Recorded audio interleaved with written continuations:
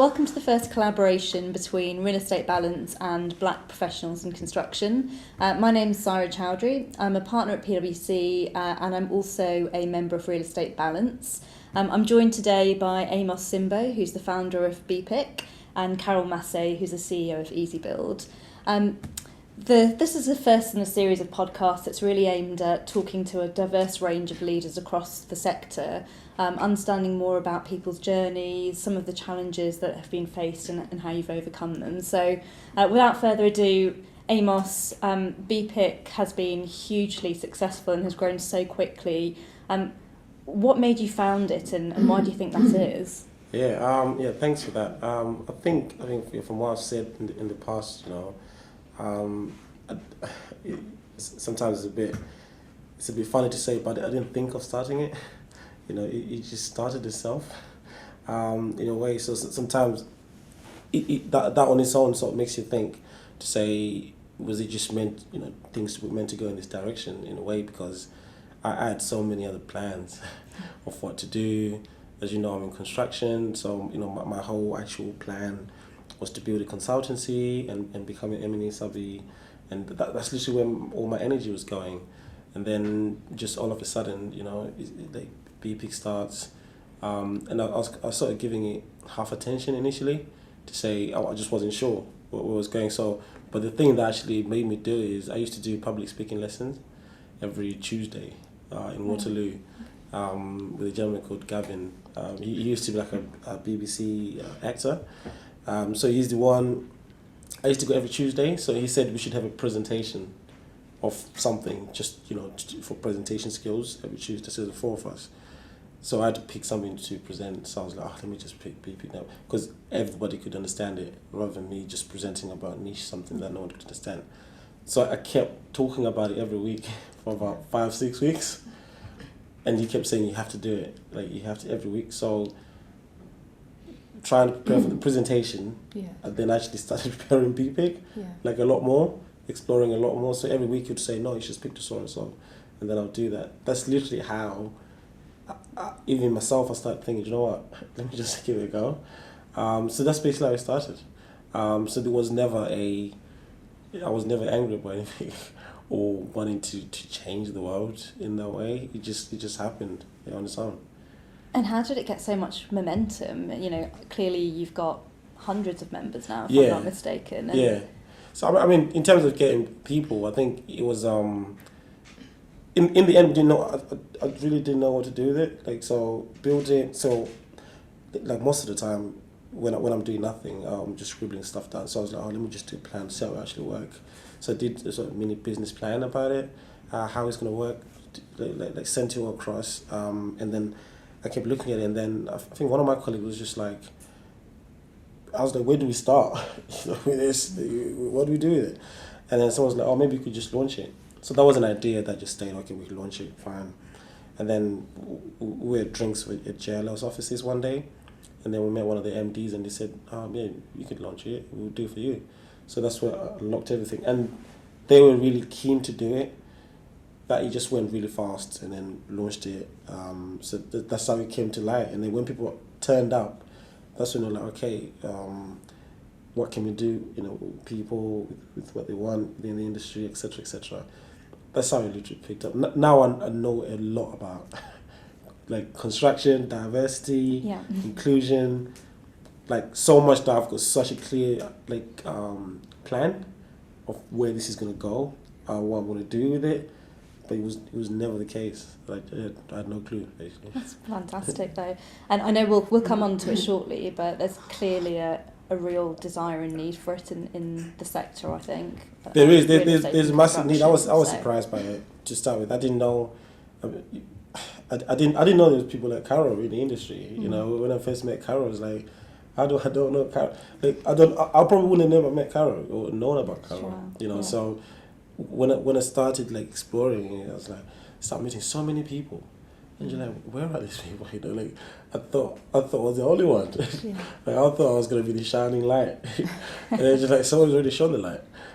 So met Carol, so many people. So there's a need for it. I think there wasn't any connectivity between the people. Like structures are really important, and we all, I keep saying we all live in bubbles, isn't it? In two different bubbles. So in our own bubble, there was just no connectivity of where people are, and you can't put it on anybody else. I keep saying it's like me having to know so much more about Irish people. I haven't got a clue. You know what I mean? I just don't have a clue. But you need somewhere where you can sort of have a centralized point where if you want to know, you can get access. You can get to know, and that's what this is. So there's a need for it in terms of it being like a connected block of professionals, really. Yeah, no, great. And speaking of connections, Carol, so you're a CEO, you're a black woman in the industry. How did you get into construction, and what's it like being, I'm guessing, probably one of the very few females and at that black women in the industry? So my background is accountancy, so just like me, that's great. Yeah, so I had the choice of actually going to college or being employed, and at the time there was 3.6 million unemployed, so my mind said, well, let's get a job as an office junior, and because everything was about work experience. You've got to have work experience before you can get into a job. And I enjoyed working, and my first step into construction was, whilst I was an office junior, going to Lang Construction to pick up the big tenders, which were to be photocopied. And that was my task, to make sure they were photocopied, ring-bound and submitted so that they can submit the tender. So, looking at all those construction projects and how they price, that was my first step into construction. And then in terms of my skill, from an accounting perspective, I applied for a job at Barratt's the House Builders, which I'm proud to say are still around today. Yeah. So, we're talking over 30 plus years ago. And I remember going for the interview, and the accountant there, I was 18, and the accountant there was, he was just so engaged, so warm, and he was like, I like Jamaican food, and I thought, is this an interview? At that young age, you're expecting to be challenged on what can you do, what value you're going to bring to the business, what's your aspirations. But he was very much about, wanting to give me the opportunity to come in. He understood that I was wanting to still study at night school, and he said he'd give me as much support as possible. Anyway, I got the job, and that was my actual understanding of construction, the process, so accounting, subcontractors, everything, the life cycle of what happens out on site, the materials, and it just evolved from there. And then I was intrigued with technology, and at one of the companies I worked for, and it was an Irish construction company, I just was intrigued about the manual processes. Let's now look at how we can use technology to improve and be more efficient. And I was responsible for, going around and looking for business systems to help support both finance and construction. And it was then that I saw that I liked technology. Yeah. And I got into implementing the system, making sure all the business saw the true value of how it's going to help them, enable them to do their jobs more efficiently.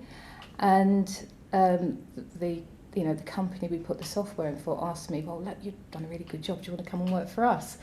And at the time, I just had a young child, and it wasn't timing, wasn't right. But, a few years later, I thought, I need to give this a go. And I was a business consultant, implementing systems, going around the country for best part of 12, 13 years with the likes of Alfred McAlpine's Carillion, Taylor Woodrow, going in and talking to businesses about how to do things more efficiently. Some of them listened, some of them, like Carillion, didn't, but that's what's happened. But you see, Carillion just got too big for its own good, with different businesses being acquired. But that was my passion for getting into construction. And I was then, through working with the technology side, my role was changed, and it was said, well, she's actually got a good relationship with clients, but she can generate money at the same time. So it was trying to push me into a sales role, which wasn't what I wanted to be. I was about being that trusted advisor. You've got a problem, tell me the problem, and I'll see how I can advise you to do either with system or change your business process. And that's how, I wanted to be seen as a person that can use construction technology. Eventually, you know, the challenges I had there was a male-dominated environment as such. Never saw that as a problem. I think they saw it more of a problem than I did. But I just looked at that I wanted to continue being that person that a big client can pick up the phone and say, got an issue here, how can we resolve it? Without the need of, well, there's an order form first before you speak to me. That's always been my philosophy. But what's happened in the end is that, you know, it's generated revenue. But that's been how I got into construction, and as a result of all that experience, the job that I'm in now came up. I was asked to be a CEO of Easy Build, and at the time I was like, I haven't had any experience of this. You know, this is a more senior role, and it was one of those things where you kind of, you know, look at what the task was going to be. It's a, you know, construction technology house. What is my experience? Construction, technology, dealing with people, wanting to be successful at the same time and help others.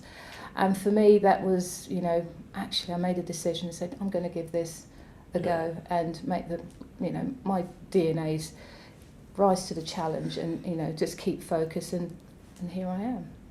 So that's been my journey. No, that's really interesting what you were saying about kind of when you were offered the role, and I think from my own personal experience, and I know kind of many others in sort of minority backgrounds feel what they call imposter syndrome at certain times in their career, and you know, it's really nice to hear about kind of how you overcame that. And I just think a lot of younger people in the industry don't know that they can overcome it. So I don't know what other advice either of you have around kind of how to overcome that imposter syndrome. For myself, you know, again with the imposter syndrome, it was something I had to, you know, look at, understand.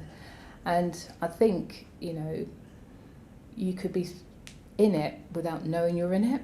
And it's, and I'm looking back, there's been many a times I've, you know, even certain roles or been put in certain situations where I felt, oh my gosh, can I do this? You know, it's a spotlight on me, you know, as a female, or as a black female, you know, if I mess up, it's going to be much more bigger than anyone else. And that's then I, you know, used to have this kind of, oh gosh, what's and then I used to say, well, what's the biggest thing can happen, Carol? Pull yourself together. You know, at the end of the day, if you do what you're good at and keep your focus, then that's all you can.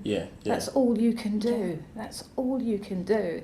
And you know, I've you know, said to you, Ames, well, I've had some challenges in my career path where decisions or actions have happened to me that, you know, at the time I'm in it, I kind of, okay.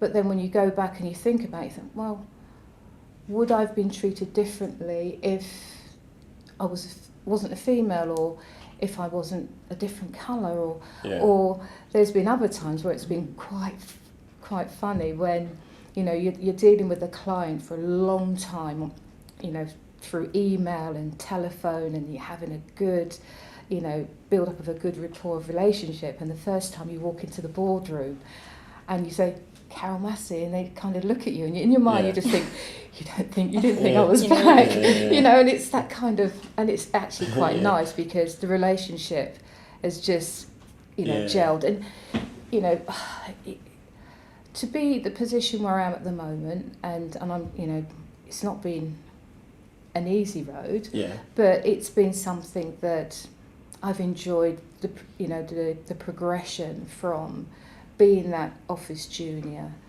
being the junior accounts clerk and doing the, you know, clipping batch headers onto invoices, keying in data, being the one that has to put the mail together open. It's been a journey, and, you know, one of my things, you know, I would say to people is that, you know, don't try and write the future. You know, your future is each day, and it's keeping the focus on what you're good at, rather than trying to say, well, I can be good at this and I can be good. No, just keep your focus.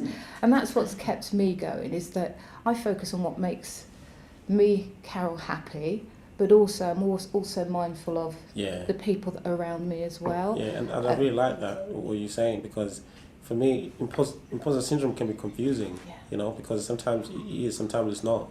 You Yeah. know what I mean? Like, you don't really know when it's time for imposter syndrome, Yeah. or when, you have to be doing it.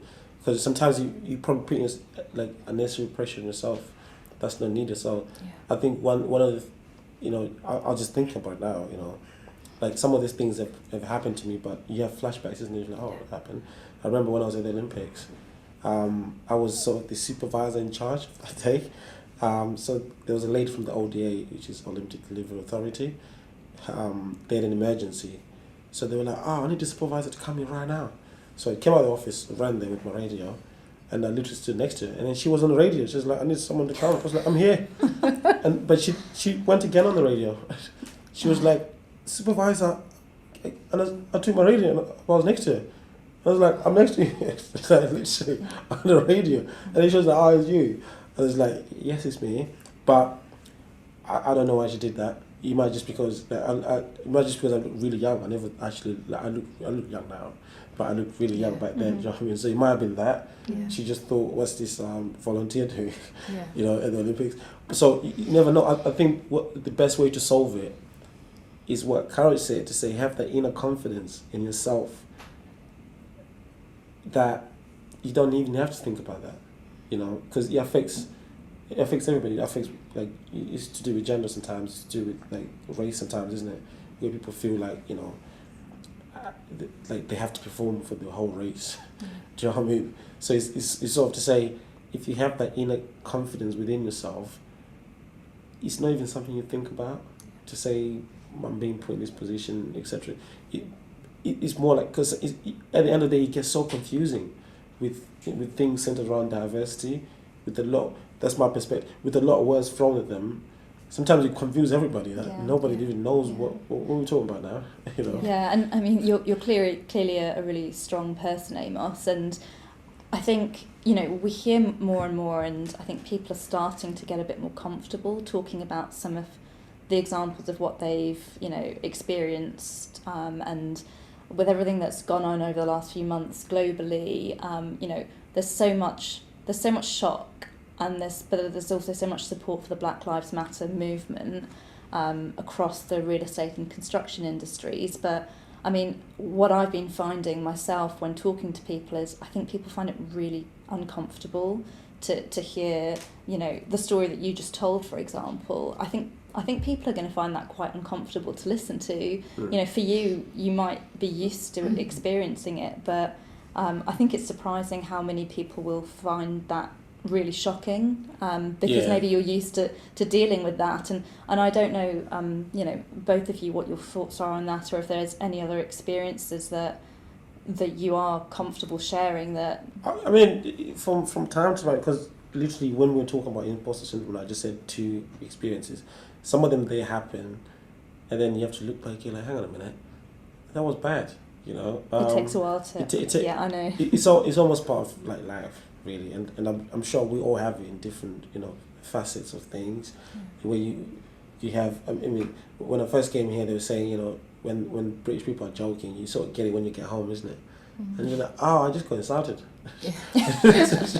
Like, that guy in the afternoon was insulting me, because sometimes it's people are sarcastic, isn't it? So then you learn about it. You're like, oh, that's what you meant.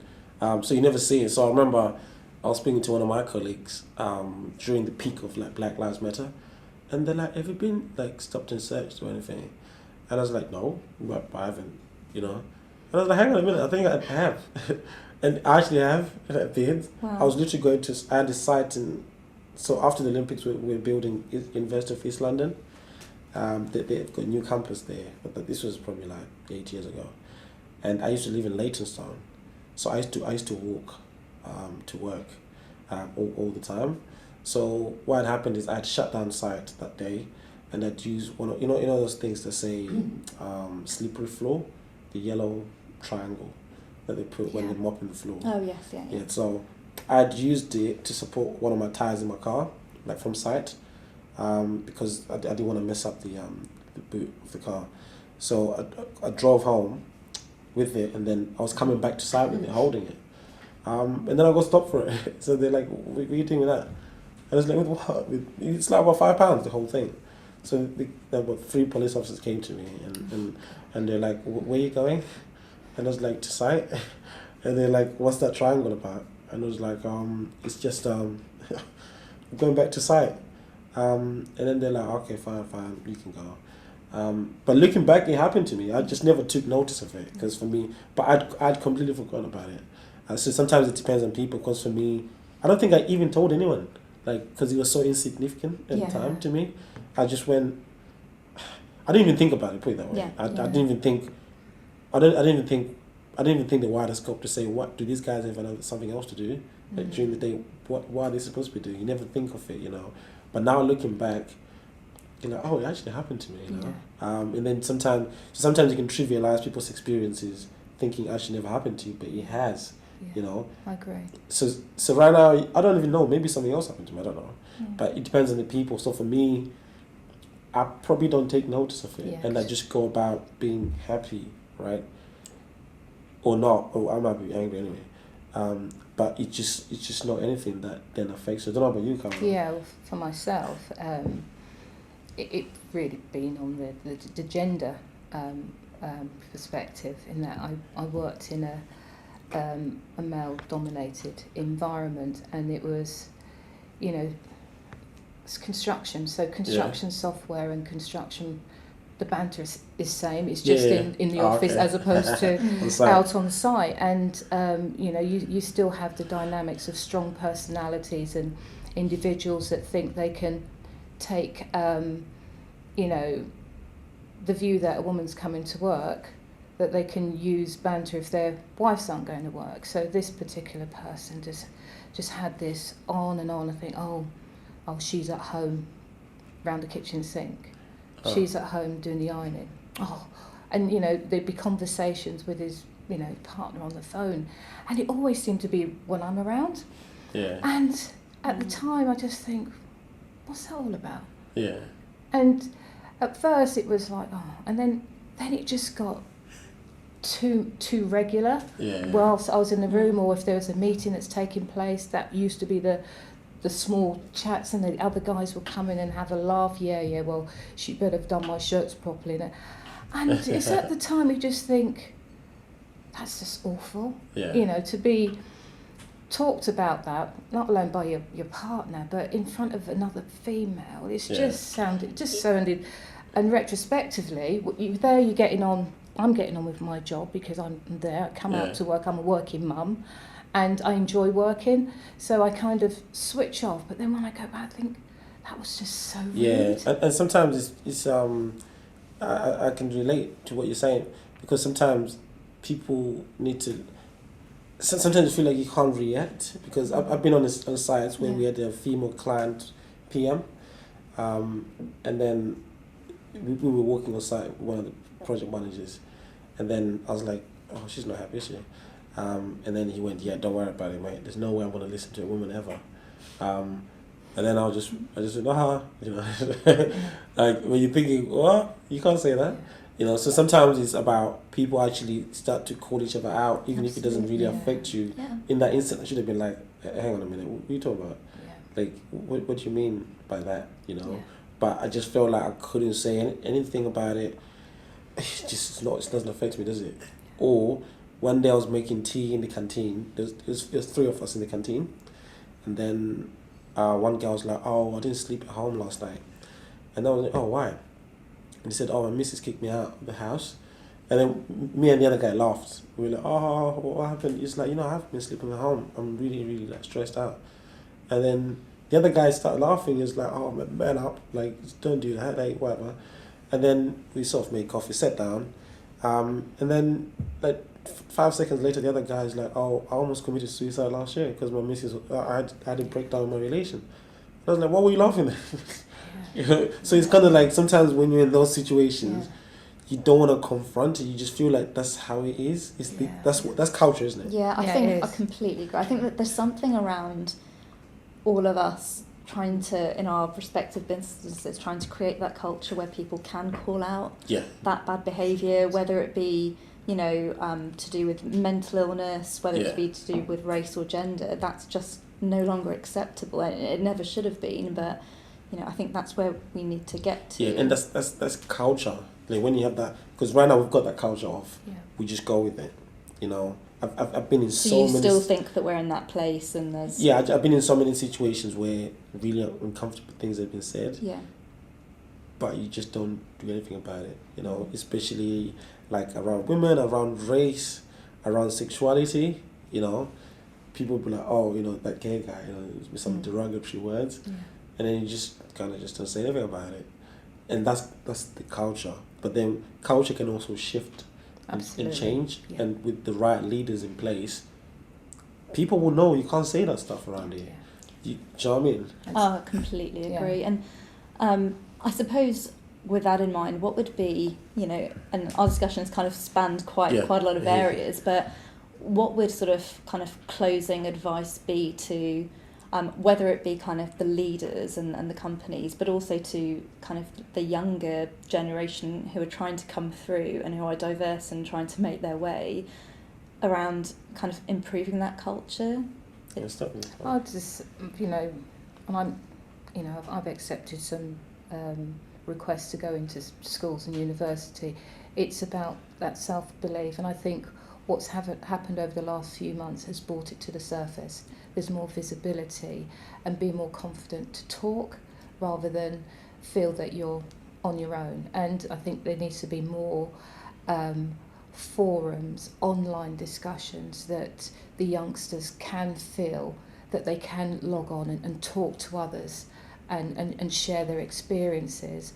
But also, at the end of the day, it's about their resilience and believing that they're here for a purpose, to get a job, to create a future and a legacy for themselves and their family behind them.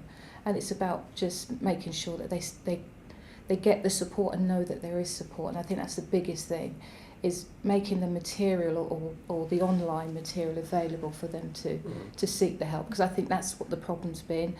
That there's no youth clubs, there's none of these places that I remember years ago that you can reach out and sit down and talk to somebody. There's none of that.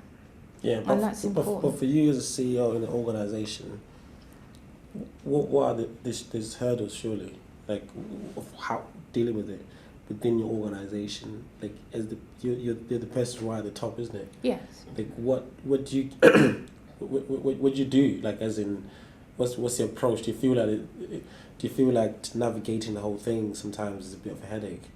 Like in trying terms to find of out, changing the culture, like increasing more inclusion within the organisation, within the industry, because right now people are also looking at you as the leader of in the industry to say how are you effectively changing it. And I, from what I see, I don't think it's as straightforward. But I don't know. I think what people don't know is what's not straightforward about it. Well, it's not straightforward. Nothing in getting to a senior role is straightforward, and we've talked about the different challenges. But from my personal perspective, I've got a small team, and my whole recruitment is about allowing everyone to have the opportunity. And I think there's a lot of things that need to be changed from a HR perspective. And I know for a fact that some people's CV will come across, and if the name's not right, it doesn't go further. So it's all about making sure, on your website, your diversity, inclusion, and being part and being able actually to talk that message outwardly, not only to your staff, but also to the sector. And that's the biggest thing. And you mentioned before, people just try and hold back because there's that reluctance that, if I speak up, you might be perceived, as a troublemaker. And that's what it is. In some instances that people want to climb, but they say, well, if I try to get to a certain place, or if I use that I'm a woman, or I'm a black woman or a black person, it might go against you rather than for you, and that's what we need to try. Because one thing is always, sorry for holding the interview here, but I have a question for you, but genuinely, I was thinking about it to say, people say you need a business case and a moral case and everything. Do you need a business case for diversity? Is there a need for a business case? I mean, there is, of course, a need for a business case. But is there a need for a business case? I think in the perfect world there would be no need Yeah. for a business case. Yeah. I think from what I've personally seen, I think we were moving from there being a business case, in the last couple of years. People have been saying there's a business case for gender diversity, ethnic diversity. I think some of the more recent events that have just kind of blown everything into much more kind of bigger proportions globally, I think the business leaders are starting to also realise that it doesn't matter whether or not there's a business case, there is a moral case. The only reason I ask is business is, the whole world was building on a lot of inequality. And so business has been thriving for a really long time when things were massively unequal. So is there a business case or is it made up one? People are making stuff up now. Because business will thrive. This whole world has been built on some massive inequalities. Is there really, that's my question, I don't know what you to say, is there really, or people are now beginning to look for things that are not even there? It's a challenging question, It is. which we may have to cover in the next. We've run out of time, Amos, but I think just having this conversation has opened up so many. And I think my question was, the one you last say, what advice can you give to people, right? For me, it's that question of, if right now, something happens that I'll spill water on you, hot water on you, for example, right, by mistake, well, intentionally, right? Police will come, write a report, I'll get locked up. That's what happens, right? Nobody will come and start writing a report about it and then doing a petition about it and saying, oh, you're having a demonstration about it. Some of these things, are they just that straightforward to say, make it so simple? If you're a leader, let's not go around and say, oh, let's write another report about it. Let's look into an inquiry. Why women need rights? Or why it should be all equal? Why obviously there's pay gaps and all that sort of stuff. That on its own can be perceived as also discrimination.